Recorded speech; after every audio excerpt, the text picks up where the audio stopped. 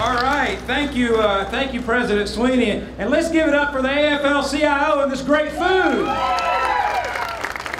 I want to thank all of you who are so important to the work of Americans United for Change. I want to thank you for being here today for the launch of this historic and unprecedented project. I think anybody who's been in this bus will tell you, as they've told me, they've never seen anything quite like this before, and we're very proud of it.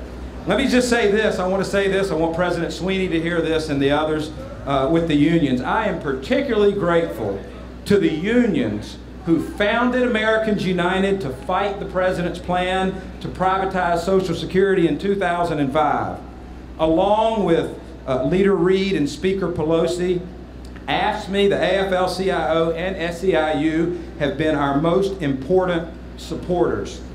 And you know, when we launch a campaign or a project or an ad or anything like this, the press always reports, Americans United for Change, a labor-funded group.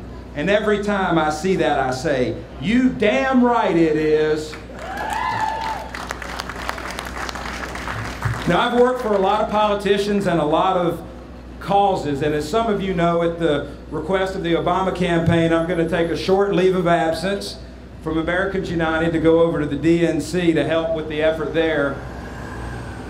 And I hope we'll be able to do to McCain there what Americans United has been doing to Bush for the last 4 years over here. But I do want to stand here today and say that the two proudest things that I've done professionally have been with Americans United. First, the national campaign that we ran to defeat the President's plan to privatize and dismantle Social Security. And now, the Bush Legacy Project. You know, in November we made the decision that while there were a bunch of other groups that were trying to figure out how they were going to get their licks in the presidential game, that we wanted to focus on President Bush, that we could not allow this time in history to go by without someone shaping the president and the conservative legacy from our perspective.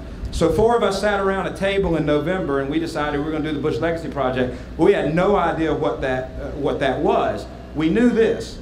We knew that Bush's allies would have their own effort to define his legacy and paper over all his failures.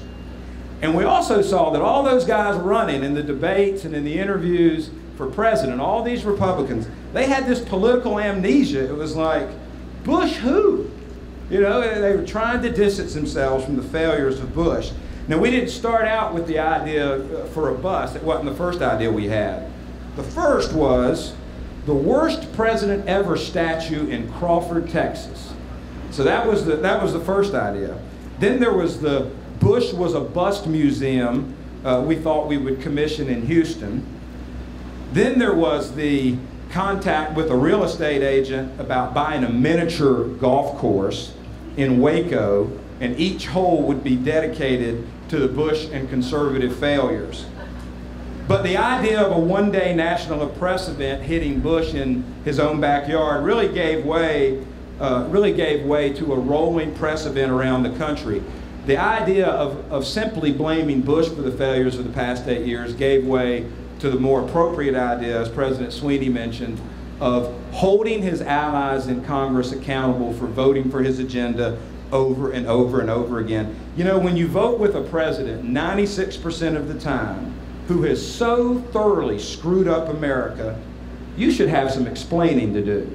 And this bus is going to make these people explain why they supported President Bush 90, 95, 96, 97% of the time.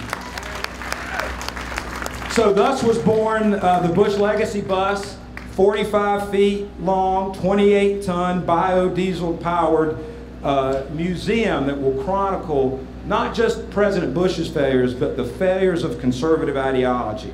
We're going coast to coast, 150 stops.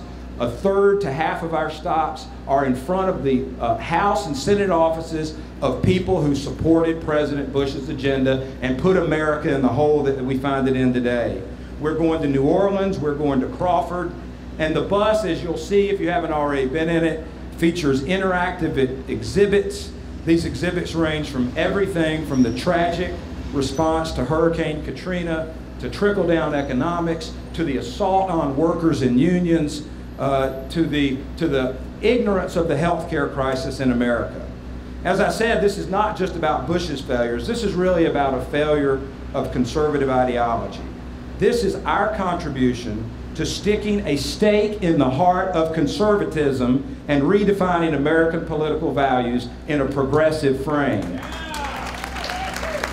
Now, very quickly, I have to say that as my staff and some of the predecessors to some of the people that I have on staff now were working hard on this bus, I must 100 times have had doubts about whether or not we could make it happen. Because in Washington we have 1,000 good ideas and about 999 of them wind up on the shelf.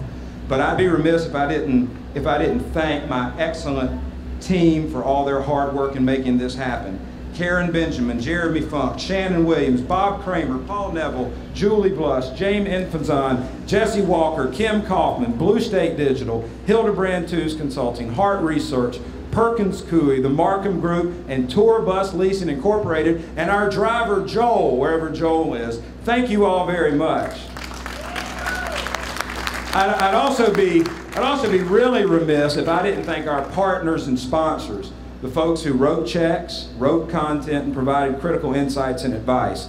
So I want to thank the Center for American Progress Action Fund, AFSCME, SEIU, AFL-CIO, VotesVets.org, MoveOn.org, Political Action, Healthcare for America Now, American Rights at Work, and U.S. Action. Thank you all very much.